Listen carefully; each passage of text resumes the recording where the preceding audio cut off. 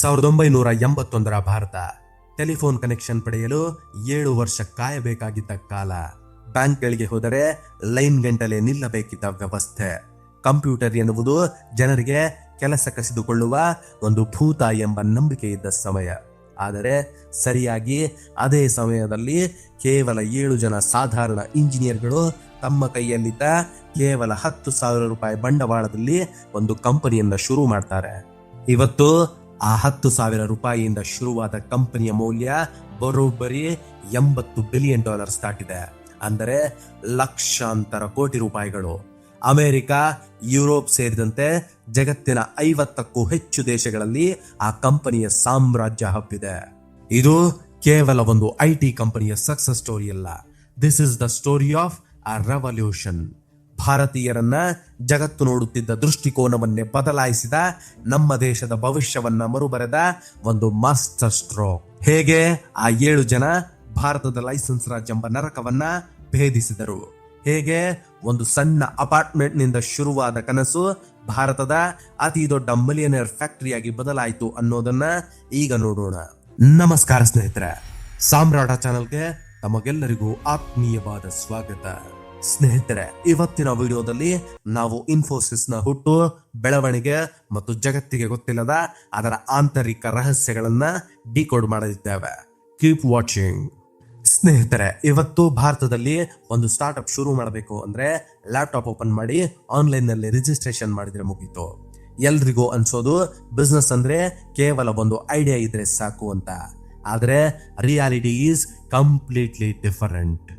1980ರ ದಶಕದಲ್ಲಿ ಭಾರತದಲ್ಲಿ ಒಂದು ಟೆಕ್ ಕಂಪನಿ ಶುರು ಮಾಡೋದು ಅಂದ್ರೆ ಅದು ಬಿಸ್ನೆಸ್ ಆಗಿರಲಿಲ್ಲ, ಅದೊಂದು ಆರ್ಥಿಕ ಆತ್ಮಹತ್ಯೆ ಎಂದು ಪರಿಗಣಿಸಲಾಗುತ್ತಿತ್ತು. ಯಾಕೆ ಗೊತ್ತಾ? ಅಂದು ಭಾರತದಲ್ಲಿ ಲೈಸೆನ್ಸ್ ರಾಜ್ ವ್ಯವಸ್ಥೆ ಇತ್ತು. ನೀವು ಹೊರಗಿನಿಂದ ಒಂದು ಕಂಪ್ಯೂಟರ್ ಇಂಪೋರ್ಟ್ ಮಾಡಿಕೊಳ್ಳಬೇಕು ಅಂದ್ರೆ ಕನಿಷ್ಠ 3 ವರ್ಷಗಳ ಕಾಲ ಡೆಲ್ಲಿಯ ಸರ್ಕಾರಿ ಕಚೇರಿಗಳಿಗೆ ಅಲೆಯಬೇಕಿತ್ತು. ಬರೋಬ್ಬರಿ 50ಕ್ಕೂ ಹೆಚ್ಚು ಅಧಿಕಾರಿಗಳ ಮೀಟಿಂಗ್ ಮಾಡಬೇಕಿತ್ತು. ನಿಮಗೆ ಸಾಲ ಕೊಡಲು ಯಾವ ಬ್ಯಾಂಕ್ಗಳು ಸಿದ್ಧವಿರಲಿಲ್ಲ, ಏಕೆಂದರೆ ನಿಮ್ಮ ಬಳಿ ಅಡಮಾನ ಇಡಲು ಆಸ್ತಿ ಇರುತ್ತಿರಲಿಲ್ಲ. ಇದ್ದದ್ದು ಕೇವಲ ಮೆದುಳು ಮಾತ್ರ. ವಿದೇಶಕ್ಕೆ ಹೋಗಿ ಅಮೆರಿಕನ್ ಕ್ಲೈಂಟ್ಸ್ ಜೊತೆ ಮೀಟಿಂಗ್ ಮಾಡಬೇಕು ಅಂದ್ರೆ ರಿಸರ್ವ್ ಬ್ಯಾಂಕ್ ನಿಂದ ಫಾರಿನ್ ಎಕ್ಸ್ಚೇಂಜ್ ಪಡೆಯಲು 15 ದಿನಗಳ ಕಾಲ ಪರದಾಡಬೇಕಿತ್ತು. ಇಮ್ಯಾಜಿನ್ ಮಾಡಿ, ಇಂತಹ ಒಂದು ಉಸಿರುಗಟ್ಟಿಸುವ ವ್ಯವಸ್ಥೆಯಲ್ಲಿ ಸಾಫ್ಟ್ವೇರ್ ಎಕ್ಸ್ಪೋರ್ಟ್ ಕಂಪನಿ ಕಟ್ಟುವ ಕನಸು ಕಾಣುವುದು ಅದೆಷ್ಟು ಹುಚ್ಚುತನ ಆಗಿರಬಹುದು ಅಂತ. ಆದರೆ ಈ ವ್ಯವಸ್ಥೆಯ ವಿರುದ್ಧ ನಿಲ್ಲಲು 7 ಜನ ಯುವ ಇಂಜಿನಿಯರ್ಗಳು ನಿರ್ಧರಿಸಿದರು. ಪಾಟ್ನಿ ಕಂಪ್ಯೂಟರ್ ಸಿಸ್ಟಮ್ಸ್ ನಲ್ಲಿ ಕೆಲಸ ಮಾಡುತ್ತಿದ್ದ NR ನಾರಾಯಣ ಮೂರ್ತಿ ಮತ್ತು ಅವರ 6 ಜನ ಸಹೋದ್ಯೋಗಿಗಳಿಗೆ ಭಾರತದಲ್ಲಿಯೇ ಕುಳಿತು ಜಗತ್ತಿಗೆ ಸಾಫ್ಟ್ವೇರ್ ಬರೆದುಕೊಡುವ ಒಂದು ದೊಡ್ಡ ಕನಸಿತ್ತು. ಆದರೆ ಅವರ ಬಳಿ ಒಂದು ದೊಡ್ಡ ಸಮಸ್ಯೆ ಇತ್ತು. ಅದೇ ಬಂಡವಾಳದ ಸಮಸ್ಯೆ. ಏಕೆಂದರೆ ಈ 7 ಜನರು ಮಧ್ಯಮ ವರ್ಗದ ಕುಟುಂಬದಿಂದ ಬಂದವರು. ನಾರಾಯಣ ಮೂರ್ತಿಯವರ ಬಳಿ ಕಂಪನಿ ರಿಜಿಸ್ಟರ್ ಮಾಡೋಕ್ಕೂ ಹಣ ಇರಲಿಲ್ಲ. ಆ ಕ್ಷಣದಲ್ಲಿ ಅವರ ಬೆನ್ನಿಗೆ ನಿಂತದ್ದು ಅವರ ಪತ್ನಿ ಸುಧಾಮೂರ್ತಿ. ತಮಗೆ ತಿಳಿಯದೆ ಮನೆಯ ಖರ್ಚಿನಲ್ಲಿ ಉಳಿತಾಯ ಮಾಡಿದ್ದ ಎಮರ್ಜೆನ್ಸಿ ಫಂಡ್ ಅಂತ ಅಡುಗೆ ಮನೆಯ ಡಬ್ಬದಲ್ಲಿ ಎತ್ತಿಟ್ಟಿದ್ದ 10,000 ರೂಪಾಯಿಗಳನ್ನ ಸುಧಾಮೂರ್ತಿಯವರು ನಾರಾಯಣ ಮೂರ್ತಿಯವರ ಕೈಗಿಡುತ್ತಾರೆ. ಇದನ್ನ ತೆಗೆದುಕೊಳ್ಳಿ, ನಿಮಗೆ ನಿಮ್ಮನ್ನ ಪ್ರೂವ್ ಮಾಡಲು 3 ವರ್ಷಗಳಿವೆ ಅಂತ ಹೇಳುತ್ತಾರೆ. ಆ 10,000 ರೂಪಾಯಿ ಕೇವಲ ಕಾಗದದ ನೋಟುಗಳಾಗಿರಲಿಲ್ಲ, ಅದೊಂದು ಅಚಲವಾದ ನಂಬಿಕೆಯಾಗಿತ್ತು. ಜುಲೈ 4, 1981 ಪುಣೆಯ NS ರಾಘವನ್ ಅವರ ಒಂದು ಸಣ್ಣ apartment. Infosys consultant private limited ಅಧಿಕೃತವಾಗಿ ಜನ್ಮ ತಾಳಿದ ದಿನ. ಜುಲೈ 4 ಅಮೆರಿಕದ ಸ್ವಾತಂತ್ರ್ಯ ದಿನಾಚರಣೆ. ಆದರೆ ಭಾರತದ ಮಟ್ಟಿಗೆ ಇದು IT ಇಂಡಸ್ಟ್ರಿಯ ಸ್ವಾತಂತ್ರ್ಯದ ದಿನವಾಗಿತ್ತು. ಮೊದಲ ಆಫೀಸ್ ಮೂರ್ತಿಯವರ ಮನೆ. ಮೊದಲ ಉದ್ಯೋಗಿ ನಾರಾಯಣ ಮೂರ್ತಿ ಅಲ್ಲ, NS ರಾಘವನ್. ಹೌದು, ಮೂರ್ತಿಯವರು ಪಾಟ್ನಿ ಕಂಪನಿಯಲ್ಲಿ ತಮ್ಮ ಕೆಲಸ ಮುಗಿಸಿ ಆ ಪ್ರಾಜೆಕ್ಟ್ ಗಳನ್ನ ಸುಗಮವಾಗಿ ಹಸ್ತಾಂತರಿಸಿದ ನಂತರವಷ್ಟೇ ಇನ್ಫೋಸಿಸ್ ಸೇರಿಕೊಂಡರು. ಸ್ನೇಹಿತರೆ, ಕಂಪನಿ ಏನೋ ರಿಜಿಸ್ಟರ್ ಆಯ್ತು, 10,000 ಬಂಡವಾಳವೂ ಸಿಕ್ತು. ಆದರೆ ಅಸಲಿ ಯುದ್ಧ ಶುರುವಾಗಿದ್ದು ಇಲ್ಲಿಂದಲೇ. ಕಂಪ್ಯೂಟರ್ ಇಲ್ಲ, ಇಂಟರ್ನೆಟ್ ಇಲ್ಲ, ಕ್ಲೈಂಟ್ಸ್ ಇಲ್ಲ. ಹಾಗಾದ್ರೆ ಇನ್ಫೋಸಿಸ್ ತನ್ನ ಮೊದಲ ಪ್ರಾಜೆಕ್ಟ್ ತಂದದ್ದು ಹೇಗೆ? ಭಾರತದ ಮಧ್ಯರಾತ್ರಿಯನ್ನ ಅಮೆರಿಕದ ಬೆಳಗಿನ ಸಮಯವಾಗಿ ಬದಲಾಯಿಸಿದ ಆ ಅನ್ನೊಂದು ಸ್ಟ್ರಾಟಜಿ ಯಾವುದು? ಕಂಪನಿ ಏನು ಶುರುವಾಯ್ತು, ಆದರೆ ಮೊದಲ 3 ವರ್ಷ ಕಂಪನಿಯಲ್ಲಿ ಇದ್ದದ್ದು ಬರೀ ಬ್ರೈನ್ ಮಾತ್ರ. ಒಂದೇ ಒಂದು ಸ್ವಂತ ಕಂಪ್ಯೂಟರ್ ಇರಲಿಲ್ಲ. ಹೌದು, ನೀವು ಕೇಳ್ತಾ ಇರೋದು 100% ನಿಜ. ಒಂದು ಸಾಫ್ಟ್ವೇರ್ ಕಂಪನಿಯಲ್ಲಿ ಕಂಪ್ಯೂಟರ್ ಕೂಡ ಇರಲಿಲ್ಲ. ಯಾಕೆಂದ್ರೆ ಒಂದು ಕಂಪ್ಯೂಟರ್ ಇಂಪೋರ್ಟ್ ಮಾಡಿಕೊಳ್ಳಲು ಅಂದು ಸರ್ಕಾರಿ ಆಫೀಸ್ನಲ್ಲಿ 3 ವರ್ಷ ಕಾಯ್ಬೇಕಿತ್ತು. ಇನ್ನು ಬ್ಯಾಂಕ್ಗಳು ಈ ಸಾಫ್ಟ್ವೇರ್ ಅನ್ನೋ ಕಾನ್ಸೆಪ್ಟ್ ಅರ್ಥವಾಗದೆ ಲೋನ್ ರಿಜೆಕ್ಟ್ ಮಾಡ್ತಿದ್ವು. ಹೀಗಿರುವಾಗ ಅಮೆರಿಕಾದ ಡೇಟಾಬೇಸಿಕ್ಸ್ ಕಾರ್ಪೊರೇಷನ್ ಅನ್ನೋ ಕಂಪನಿ ಇನ್ಫೋಸಿಸ್ ನ ಮೊದಲ ಕ್ಲೈಂಟ್ ಆಗುತ್ತದೆ. ಅಂದ್ರೆ ಅಲ್ಲಿಯವರೆಗೂ ಭಾರತೀಯ IT ಕಂಪನಿಗಳು ಮಾಡುತ್ತಿದ್ದದ್ದು ಕೇವಲ ಬಾಡಿ ಶಾಪಿಂಗ್. ಅಂದರೆ ಭಾರತದಿಂದ ಇಂಜಿನಿಯರ್ಗಳನ್ನ ಅಮೆರಿಕಾಗೆ ಕಳುಹಿಸಿ ಅವರ ಆಫೀಸ್ ನಲ್ಲಿ ಕೂರಿಸಿ ಕೆಲಸ ಮಾಡಿಸೋದು. ಆದರೆ ನಾರಾಯಣ ಮೂರ್ತಿ ಮತ್ತು ನಂದನ್ ನೀಲೇಕಣಿ ಅವರ ತಲೆಯಲ್ಲಿ ಬೇರೆಯದೇ ಒಂದು ಮಾಸ್ಟರ್ ಪ್ಲಾನ್ ಇತ್ತು. ಅದರ ಹೆಸರೇ GDM, ಅಂದರೆ ಗ್ಲೋಬಲ್ ಡೆಲಿವರಿ ಮಾಡೆಲ್. ಸ್ನೇಹಿತರೆ, ಅಮೆರಿಕ ಮತ್ತು ಭಾರತದ ನಡುವೆ ಇರುವ 10 ರಿಂದ 12 ಗಂಟೆಗಳ ಟೈಮ್ ಡಿಫರೆನ್ಸ್ ಅನ್ನೇ ತಮ್ಮ ಅತಿ ದೊಡ್ಡ ಅಸ್ತ್ರವನ್ನಾಗಿ ಮಾಡಿಕೊಂಡರು. ಹೇಗೆ ಗೊತ್ತಾ? ಅಮೆರಿಕನ್ ಕ್ಲೈಂಟ್ ತನ್ನ ಸಂಜೆ ಶಿಫ್ಟ್ ಮುಗಿಸಿ ಮನೆಗೆ ಹೋಗುವಾಗ ಆ ಕೆಲಸವನ್ನ ಭಾರತದ ಇನ್ಫೋಸಿಸ್ ಟೀಮ್ಗೆ ಹಸ್ತಾಂತರಿಸುತ್ತಿದ್ದ. ಅಮೆರಿಕ ಮಲಗಿರುವಾಗ ಭಾರತದಲ್ಲಿ ಇನ್ಫೋಸಿಸ್ ಇಂಜಿನಿಯರ್ಗಳು ಕೋಡಿಂಗ್ ಮಾಡಿ ಟೆಸ್ಟ್ ಮಾಡಿ ಮರುದಿನ ಅಮೆರಿಕನ್ ಕ್ಲೈಂಟ್ ಬೆಳಗ್ಗೆ ಆಫೀಸ್ಗೆ ಬರುವಷ್ಟರಲ್ಲಿ ಪ್ರಾಜೆಕ್ಟ್ ರೆಡಿ ಮಾಡಿ ಟೇಬಲ್ ಮೇಲೆ ಇಡುತ್ತಿದ್ರು. ಇದನ್ನೇ ಟೈಮ್ ಝೋನ್ ಆರ್ಬಿಟ್ರೇಜ್ ಅಂತ ಕರೀತಾರೆ. ಜಗತ್ತಿನ ಯಾವುದೇ ಅಮೆರಿಕನ್ ಕಂಪನಿ 8 ಗಂಟೆ ಕೆಲಸ ಮಾಡಿದ್ರೆ ಇನ್ಫೋಸಿಸ್ ನ ಈ ಮಾಡೆಲ್ ನಿಂದ 24 ಗಂಟೆಯೂ ಕೆಲಸ ನಡೀತಿತ್ತು. ಕ್ಲೈಂಟ್ಸ್ ದಿಗ್ಭ್ರಮೆಗೊಂಡರು. ಕೆಲಸ ಡಬಲ್ ಸ್ಪೀಡ್ ನಲ್ಲಿ, ಅದು ಕೂಡ ಅಮೆರಿಕನ್ ಡೆವಲಪರ್ಗಳ ಕಾಸ್ಟ್ಗಿಂತ 1/3 ಭಾಗದಷ್ಟು ಕಡಿಮೆ ಸಿಗ್ತಾ ಇತ್ತು. ಆದರೆ ಕೇವಲ ಕಡಿಮೆ ಬೆಲೆಗೆ ಕೆಲಸ ಮಾಡಿಕೊಟ್ರೆ ಸಾಕ. 80ರ ದಶಕದಲ್ಲಿ ವಿದೇಶಿಯರಿಗೆ ಭಾರತೀಯ ಕಂಪನಿಗಳ ಮೇಲೆ ನಂಬಿಕೆಯೇ ಇರಲಿಲ್ಲ. ಭಾರತೀಯರು ಡೆಡ್ಲೈನ್ ಫಾಲೋ ಮಾಡಲ್ಲ, ಕ್ವಾಲಿಟಿ ಇರಲ್ಲ, ಕರಪ್ಷನ್ ಇರುತ್ತೆ ಅನ್ನೋ ಕೆಟ್ಟ ಇಮೇಜ್ ಇತ್ತು.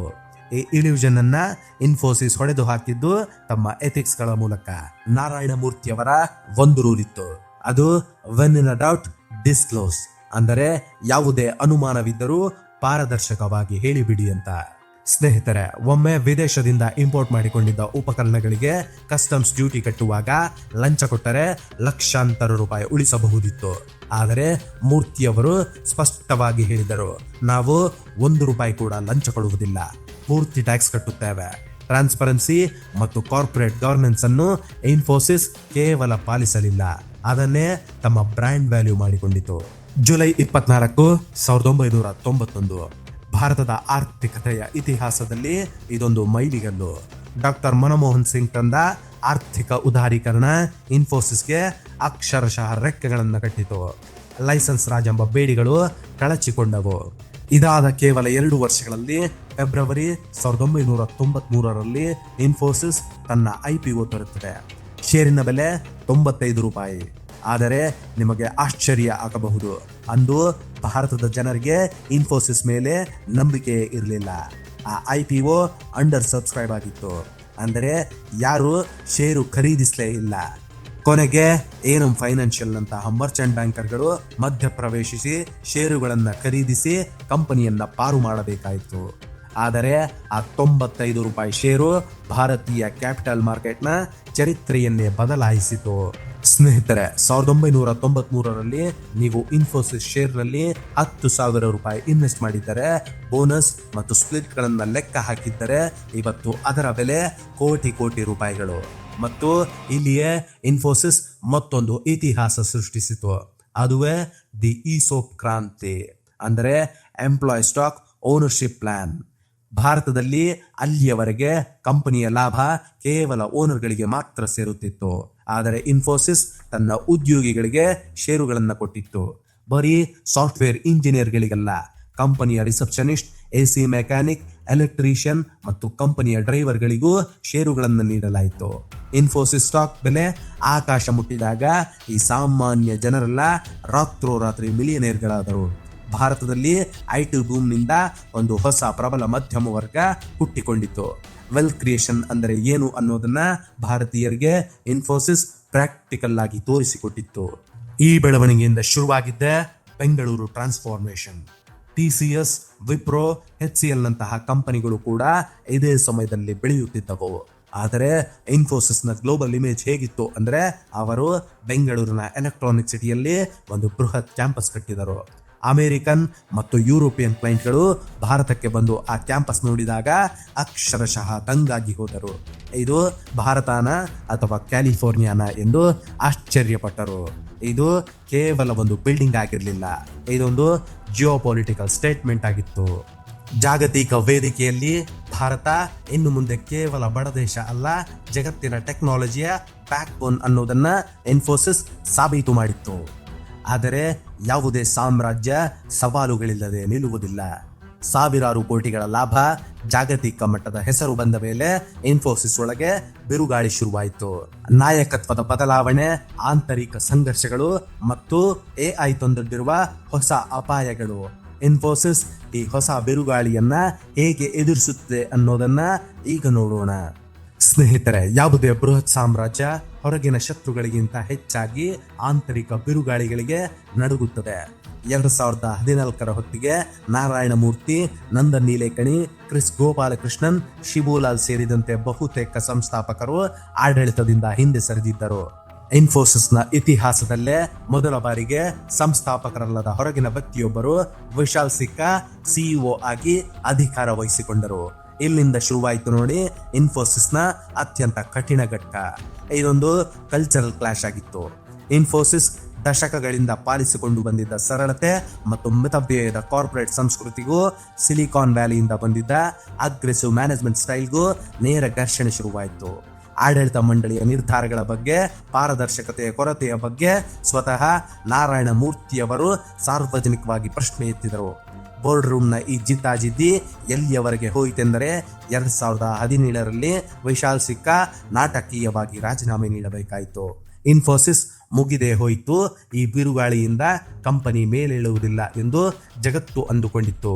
ಆದರೆ ಲೆಜೆಂಡ್ಸ್ ನೆವರ್ ಡೈ. ಹಳಿ ತಪ್ಪಿದ ರೈಲನ್ನ ಮತ್ತೆ ಟ್ರ್ಯಾಕ್ಗೆ ತರಲು ಸ್ವತಃ ನಂದನ್ ನೀಲೇಕಣಿ ಅವರು ನಾನ್ ಎಕ್ಸಿಕ್ಯೂಟಿವ್ ಚೇರ್ಮನ್ ಆಗಿ ಮತ್ತೆ ಎಂಟ್ರಿ ಕೊಟ್ಟರು. ಅವರ ನಾಯಕತ್ವದಲ್ಲಿ ಹೊಸ CEO ಸಲೀಲ್ ಪಾರೇಖ್ ಇನ್ಫೋಸಿಸ್ಗೆ ಮತ್ತೆ ಸ್ಟೆಬಿಲಿಟಿ ತಂದುಕೊಟ್ಟರು. ಕೇವಲ ಸ್ಟೆಬಿಲಿಟಿ ಮಾತ್ರವಲ್ಲ, ಇನ್ಫೋಸಿಸ್ ತನ್ನ ಸ್ವರೂಪವನ್ನೇ ಬದಲಾಯಿಸಿಕೊಂಡಿತು. ಒಂದು ಕಾಲದಲ್ಲಿ ಕೇವಲ ಸಾಫ್ಟ್ವೇರ್ ಮೇಂಟೆನೆನ್ಸ್ ಮಾಡುತ್ತಿದ್ದ ಇನ್ಫೋಸಿಸ್ ಇಂದು ಕ್ಲೌಡ್ ಕಂಪ್ಯೂಟಿಂಗ್ ಆಗಿ ಇನ್ಫೋಸಿಸ್ ಕೋಬಾಲ್ಟ್, ಸೈಬರ್ ಸೆಕ್ಯೂರಿಟಿ ಮತ್ತು ಡಿಜಿಟಲ್ ಟ್ರಾನ್ಸ್ಫಾರ್ಮೇಶನ್ ಮೂಲಕ ಗ್ಲೋಬಲ್ ಮಾರ್ಕೆಟ್ ಅನ್ನ ಆಳುತ್ತಿದೆ. ಆದರೆ ಇವತ್ತು ಇನ್ಫೋಸಿಸ್, TCS, ವಿಪ್ರೋ ಅಂತಹ ಎಲ್ಲ IT ಕಂಪನಿಗಳ ಮುಂದಿರುವ ಅತಿ ದೊಡ್ಡ ರಾಕ್ಷಸ ಆರ್ಟಿಫಿಷಿಯಲ್ ಇಂಟೆಲಿಜೆನ್ಸ್. ಲಕ್ಷಾಂತರ ಇಂಜಿನಿಯರ್ಗಳು ಮಾಡುತ್ತಿದ್ದ ಕೋಡಿಂಗ್ ಕೆಲಸವನ್ನ ಇವತ್ತು ಜೆನ್ AI ಕೆಲವೇ ಸೆಕೆಂಡುಗಳಲ್ಲಿ ಮಾಡಿ ಮುಗಿಸುತ್ತಿದೆ. ಹಾಗಾದ್ರೆ ಭಾರತದ IT ಯುಗ ಅಂತ್ಯವಾಯಿತಾ? ಇನ್ಫೋಸಿಸ್ನ ಗ್ಲೋಬಲ್ ಡೆಲಿವರಿ ಮಾಡೆಲ್ ಕಮರಿ ಹೋಗುತ್ತದ? ಖಂಡಿತ ಇಲ್ಲ. ಬದಲಾಗುತ್ತಿರುವ ಕಾಲಕ್ಕೆ ತಕ್ಕಂತೆ ಇನ್ಫೋಸಿಸ್ ಈಗ ಇನ್ಫೋಸಿಸ್ ಟೋಪಾಸ್ ಎಂಬ AI ಫಸ್ಟ್ ಡಿಜಿಟಲ್ ಪ್ಲಾಟ್ಫಾರ್ಮ್ ಅನ್ನ ಲಾಂಚ್ ಮಾಡಿದೆ. ಕೇವಲ ಕೋಡ್ ಬರೆಯುವ ಇಂಜಿನಿಯರ್ಗಳ ಬದಲಾಗಿ ಆ ಕೋಡ್ ಅನ್ನ AI ಮೂಲಕ ಹೇಗೆ ಎಕ್ಸಿಕ್ಯೂಟ್ ಮಾಡಬೇಕು ಎಂದು ಲಕ್ಷಾಂತರ ಉದ್ಯೋಗಿಗಳಿಗೆ ಟ್ರೈನಿಂಗ್ ನೀಡುತ್ತಿದೆ. ಅಂದು ಟೈಮ್ ಝೋನ್ ಬಳಸಿ ಗೆದ್ದಿದ್ದ ಇನ್ಫೋಸಿಸ್ ಇಂದು AI ಬಳಸಿ ಕನ್ಸಲ್ಟಿಂಗ್ ದೈತ್ಯನಾಗಿ ಬೆಳೆಯುತ್ತಿದೆ. ಸ್ನೇಹಿತರೆ, ಇವತ್ತಿನ ಸಂಚಿಕೆಯ ಕೊನೆಗೆ ನಾವು ಮತ್ತೆ ಆ 10,000 ರೂಪಾಯಿಗಳ ಬಳಿಗೆ ಬರೋಣ. 1981ರಲ್ಲಿ ಸುಧಾ ಮೂರ್ತಿಯವರು ನೀಡಿದ ಆ 10,000 ರೂಪಾಯಿ ಕೇವಲ ಇನ್ಫೋಸಿಸ್ ಎಂಬ ಒಂದು ಕಂಪನಿಯ ಮೇಲಿನ ಬಂಡವಾಳವಾಗಿರಲಿಲ್ಲ. ಅದು ಭಾರತದ ಬ್ರೇನ್ ಪವರ್ ಮೇಲೆ ಮಾಡಿದ ಅತಿ ದೊಡ್ಡ ಇನ್ವೆಸ್ಟ್ಮೆಂಟ್. ಇನ್ಫೋಸಿಸ್ ಭಾರತಕ್ಕೆ ಕೇವಲ ಡಾಲರ್ಗಳನ್ನ ತಂದುಕೊಟ್ಟಿಲ್ಲ, ಅದು ಭಾರತೀಯರಿಗೆ ಒಂದು ದೊಡ್ಡ ಆತ್ಮವಿಶ್ವಾಸ ಕೊಟ್ಟಿತ್ತು. ಝೊಮ್ಯಾಟೊ, ಫ್ಲಿಪ್ಕಾರ್ಟ್, ಉಡಾನ್ ನಂತಹ ಇಂದಿನ ಸಾವಿರಾರು ಸ್ಟಾರ್ಟ್ಅಪ್ಗಳ ಸಂಸ್ಥಾಪಕರು ಅಂದು ಹುಟ್ಟಿಕೊಂಡಿದ್ದೇ ಇದೇ ಇನ್ಫೋಸಿಸ್, TCS ನಂತಹ ಕಂಪನಿಗಳ ಕ್ಯಾಂಪಸ್ಗಳಿಂದ. ಲೈಸೆನ್ಸ್ ಚಾರ್ಜ್ನಿಂದ ಹಿಡಿದು ಆರ್ಟಿಫಿಷಿಯಲ್ ಇಂಟೆಲಿಜೆನ್ಸ್ ವರೆಗೂ ಇನ್ಫೋಸಿಸ್ ಎನ್ನುವುದು ಭಾರತದ ಎಕನಾಮಿಕ್ ಟ್ರಾನ್ಸ್ಫಾರ್ಮೇಶನ್ ನ ಜೀವಂತ ಇತಿಹಾಸ. ಜಗತ್ತಿನ ಕಣ್ಣಿನಲ್ಲಿ ಇಂಡಿಯಾ ಅಂದರೆ ಕೇವಲ ಹಾವಾಡಿಗರ ದೇಶವಲ್ಲ, ಜಗತ್ತನ್ನೇ ಆಳುವ ಟೆಕ್ನಾಲಜಿಯ ಪವರ್ ಹೌಸ್ ಎಂದು ಸಾಬೀತು ಮಾಡಿದ ಆ 7 ಜನ ಮಧ್ಯಮ ವರ್ಗದ ಹೀರೋಗಳಿಗೆ ನಮ್ಮದೊಂದು ದೊಡ್ಡ ಸಲ್ಯೂಟ್. ಈಗ ನಿಮಗೊಂದು ಪ್ರಶ್ನೆ, ಆರ್ಟಿಫಿಷಿಯಲ್ ಇಂಟೆಲಿಜೆನ್ಸ್ ಇಷ್ಟೊಂದು ವೇಗವಾಗಿ ಬೆಳೆಯುತ್ತಿರುವಾಗ ಭಾರತದ IT ಇಂಡಸ್ಟ್ರಿ ಮುಂದಿನ 10 ವರ್ಷಗಳಲ್ಲಿ ಸರ್ವೈವ್ ಆಗುತ್ತಾ, ಅಥವಾ AI ಭಾರತದ IT ಉದ್ಯೋಗಗಳನ್ನ ನುಂಗಿ ಹಾಕುತ್ತಾ? ನಿಮ್ಮ ಪ್ರಾಮಾಣಿಕ ಅನಿಸಿಕೆಯನ್ನ ಕಮೆಂಟ್ ಮಾಡಿ. ಮತ್ತು ಇದೇ ರೀತಿಯ ಬಿಸ್ನೆಸ್ ರಹಸ್ಯಗಳು, ಜಿಯೋ ಪಾಲಿಟಿಕ್ಸ್ ಮತ್ತು ಇತಿಹಾಸದ ಡೀಪ್ ಅನಾಲಿಸಿಸ್ ಗಳನ್ನು ಮಿಸ್ ಮಾಡಿಕೊಳ್ಳಬಾರದು ಎಂದ್ರೆ ಈಗಲೇ ನಮ್ಮ ಚಾನಲ್ಗೆ ಸಬ್ಸ್ಕ್ರೈಬ್ ಮಾಡಿ ಮತ್ತು ಬೆಲ್ ಐಕಾನ್ ಅನ್ನು ಒತ್ತಿ. ಮತ್ತೊಂದು ರೋಚಕ ಮತ್ತು ಅಷ್ಟೇ ವಿಶೇಷವಾದ ವಿಡಿಯೋದೊಂದಿಗೆ ಸಿಗುತ್ತೇನೆ. ಅಲ್ಲಿಯವರೆಗೆ ಜೈ ಹಿಂದ್, ಜೈ ಕರ್ನಾಟಕ.